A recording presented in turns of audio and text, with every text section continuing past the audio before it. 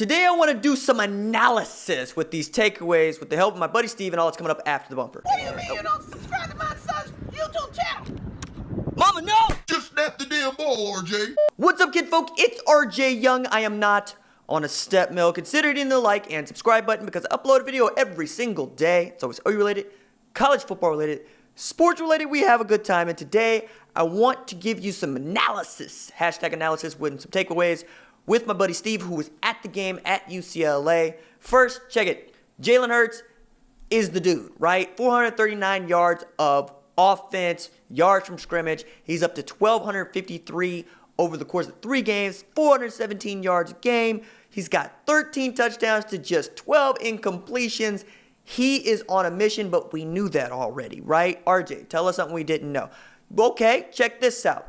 Oklahoma has been particularly awesome in 3rd and long situations, and I'm huge on the 3rd and long stat because I think it's telling about how good you are at forcing the offense to be in passing situations, and if you know they're in passing situations, you have better opportunities to get stops and make plays on the ball, and you saw that play out with Oklahoma. They got 8 3rd and long situations. They allowed just 1 conversion, kind of, sort of, and that was on 3rd and 10. That means that Oklahoma is just allowing 2 of 20 conversions on 3rd and long situations for the season. Grinch's defense has been particularly good at forcing quarterbacks and offenses to operate, telegraphing that they're throwing the football, and I think that is one of the reasons for which you saw not 1, but 2 interceptions in 1 game for Oklahoma, which is unheard of in these here parts for some time. And that's kind of the reason why you wanted to see Grinch in there. You know that the magic number is 24. Depending on how you count takeaways, he's up to 5 of 24 in 3 games. You wanted about 2 a game. You got about 2 a game. You got 4 sacks. You got 6 tackles for loss. Outstanding play from the DBs, not named Delaren Turner-Yell, Pat Fields, and probably Buki, but we can argue about that until we're blue in the face. Another stat that I wanted to get to was, yes, 439 yards of 611 yards for Oklahoma. But how long can Jalen Hurts continue to keep this up? And, we asked that about Kyler Murray. We asked that about Baker Mayfield. More Kyler Murray than Baker Mayfield. And I think if you wanted to see something, you would have liked to see the running backs get more involved because you're talking about just getting 7 carries for Kennedy Brooks, just 62 yards. 7 carries for Trey Sermon, 51 yards. 9 carries for Ramondre Stevenson, 37 yards. You just don't want to necessarily see your quarterback as your leading rusher, 14 carries, 150 yards, but now we're being nitpickers, and I don't necessarily think that's fair to what Lincoln Riley has built with the offense. Don't think that's fair to Jalen Hurts, who has been Herculean in his efforts. And as my buddy Steve points out later on, we got these offensive line issues in that there's this one guy that kind of holds it all together. Saw some outstanding play. I want to get Steve's perspective on what he saw, what it was like to be there live, what the mood of OU fans was there. But I just want to give you those brief ones before I have a conversation with Steve right now.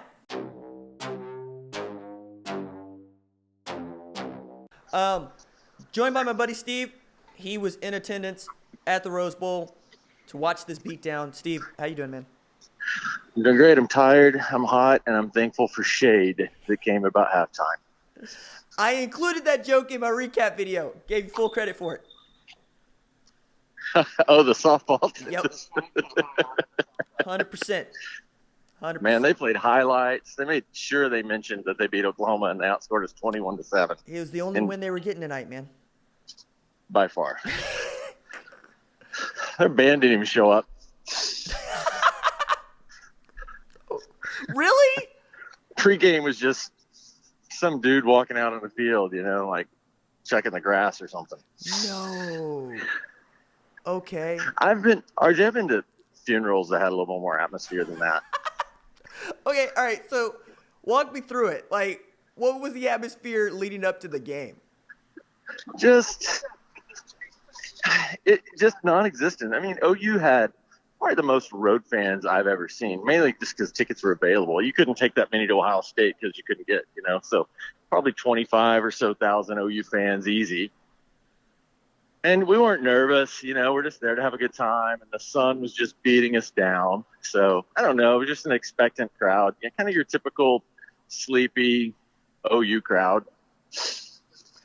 Well, I mean, I don't know. I thought this was a big deal based on how many people went. Like, people that I actually know through the internet. I was like, wait a second. Like, I'm not even sure that that Demo made it, because last I heard he was like stuck in Baltimore on a, I guess he took standby over today. But like, there were people over there that I didn't expect to make a trip. Then I remembered, this is the Rose Bowl, and it's one of the Yeah. wonders of college football.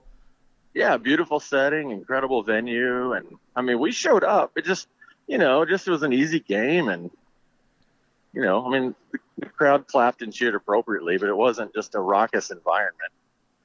So, And UCLA fans, that's where it was like, yeah, I mean, like I went to the doctor last week, and I knew I was getting a shot and blood drawn. I just kind of had like this is gonna suck kind of a attitude about it. I mean, it was really similar for them. They just was like, this is going to hurt, but it'll be over quickly, hopefully. So, all right, they've had a bad year. Let's just they've had a bad 3 years, 4 years. I mean, they're a softball school, RJ. they don't even complain to claim basketball now. They're just a softball school. I think so. Yeah. I mean, no one even cheered when they previewed their basketball season tickets coming on sale for $149 each. Yeesh. Yeah, that's still. I've never seen something like that. I thought I was being funned. I thought somebody was doing a hoax, and then no, that was on the level. And I wonder how many OU fans just kind of called up a UCLA fan, was like, so about those tickets. Did you go to San Diego State game? Did you go?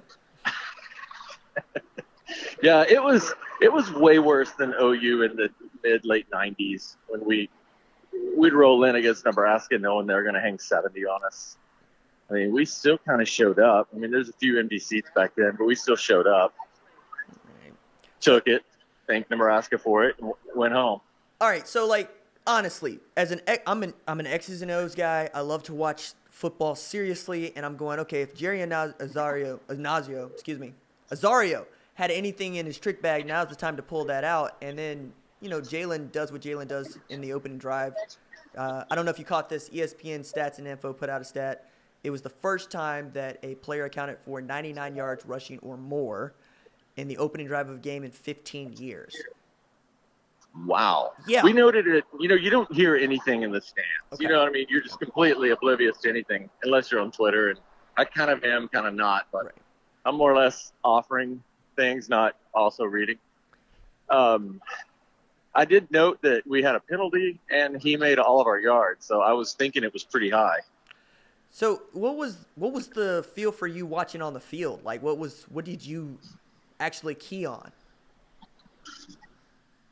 You know you're going to win a game like this. Well, you think you are.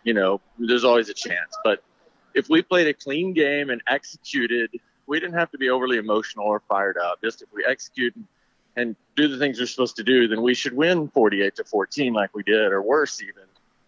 And I think we did that. That was kind of what I was looking for. Some things I was looking for to not happen was flashbacks to last year when we make a play, then we give up a play. Right. We'd sacked UCLA's quarterback, which I cannot remember his name for some reason. It's really long. Dorian Thompson-Robinson. Yeah. DTR. Yep. DTR. Let's leave it at that. We'd sack him for an 18-yard loss, and then they'd run up the middle or make a pass, and get it back. That kind of stuff was really concerning. It didn't happen enough to be really concerned, but it happened some. And we just have enough PTSD watching our defense last year that anything like that brings it back a little bit. So that was a little disconcerting. But I also noticed we were throwing a lot of guys out there. I loved what I saw from Brian Asamoah and guys like that. No, man, Ryan Jones getting the pick. Still not sure. Ryan Jones got a pick late. There was a nice pass right to him. Motley also got a pass right to him as well. Did not catch it. So good for Ryan for actually taking advantage of the opportunity. Props for that. Still not sure. And you're more, you can X and O explain this, but I'm still not sure we've found two safeties that have clearly, separated themselves in the pack. And is there anyone back there who's who's pushing him. I saw Broyles make a couple plays tonight. I was impressed with, but I don't know.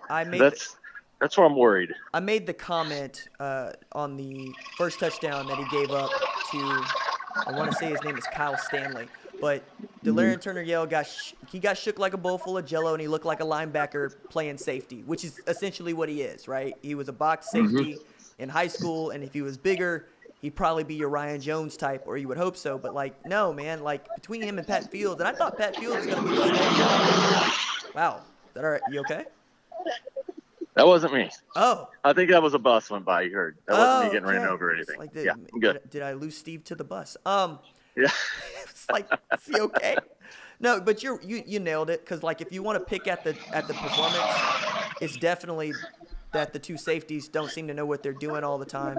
And when you're running a too-high safety look like Grinch does, you got to have two guys. So it's like, does Justin Broyles play? Does Woody Washington play?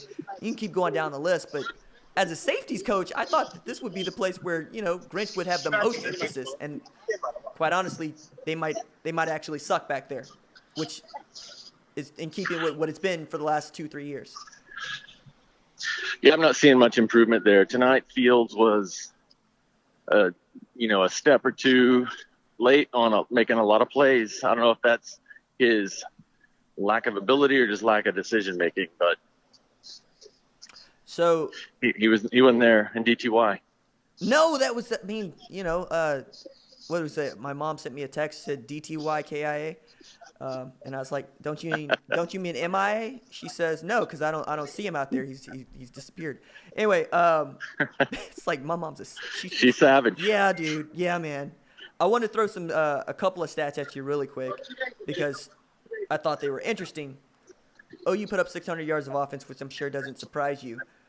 But the fact that Jalen Hurts has thrown more, or not thrown more, he's recorded more touchdowns than he's thrown incompletions. I thought that wow. was 13-12. Like, what? Who, what? He was 15 That's to 20. inhuman. Yeah, that's what I thought. That's what I thought. You know, like, nobody does that. Who does that? Apparently Jalen Hurts does. And he made one pass that I thought was really good. He threw one, it was Tyrese Robinson picked up a holding penalty on this, but I think it was like a deep out to CeeDee Lamb from like a far hash mark to his left.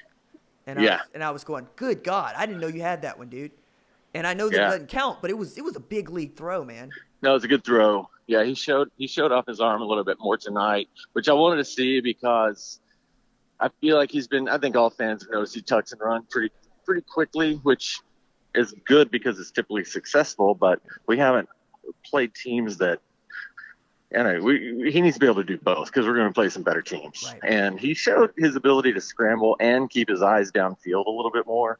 He had a couple nice, really, really late throws to Rambo tonight. There were, a couple went for scores, one for CD2. These are, I don't know what the second, might be a fun stat to keep is how many seconds into his drop as he's making some of these throws. No, yeah. Feels like forever. But I've also noticed too, and one thing I did watch for tonight is Lincoln's confidence level in Jalen and kind of what to do, especially on third and shorter distances, like say 3rd and 4, 3rd and 3. You typically Kyler or Baker throwing a really quick route to CD or Basquin or Calcaterra, Mark Andrews, kind of play like that. That's usually the quick pass. Seems like with Hurts, it's more of him trying to get it with his feet in a called play. Right. Which makes I'd like to see Lincoln have confidence in Hurts' ability to make that quick 3-yard out pass, 4-yard turn, curl kind of thing. And I think and maybe that'll come. No, that's a good point though. It is, because you're going to see somebody take that away and just decide, hey man, we're going to keep everything in front of us and we're not going to rush upfield, because I think that's what you're going to have to do. I'm going to do the sports talk show host thing where I say I got dropped a text from an NFL scout that was saying, hey, look, Jalen is actually scanning the field for number 3 and number 4, and we haven't seen that from him. Now, you didn't see a whole lot of him from him last year because obviously he was backing up Tua, but even just going through the first 3 games, him sitting back there and looking to be mobile to throw is encouraging. Now, you would think that Lincoln sees this on film now, and he does what you're talking about, which is just get him some dink and dumps in there where he doesn't have to take off running because, like you said, if he does that, that's going to get picked up, and that's not going to be good news for an OU offense that's really going to need him to throw the ball. Yeah, I agree. It was encouraging tonight to see him not run as quick, not give up on his third and fourth reads. And we're going to need that going down. I mean, I'm really concerned about the Texas Tech game because that's just such a step up in talent that we're facing. Not even talent, but just a better team. I don't know how much more talent Tech has than UCLA, but they're a heck of a lot better team than UCLA. Right, and I'm already. I assume they're not getting ran off the field by Arizona right now. I have no idea. I sound silly if they're down 28-3.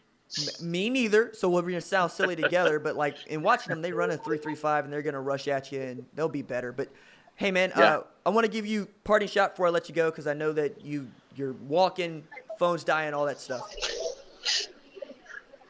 Well, let's all band together, Sooner family, and pray that Creed Humphrey doesn't get hurt.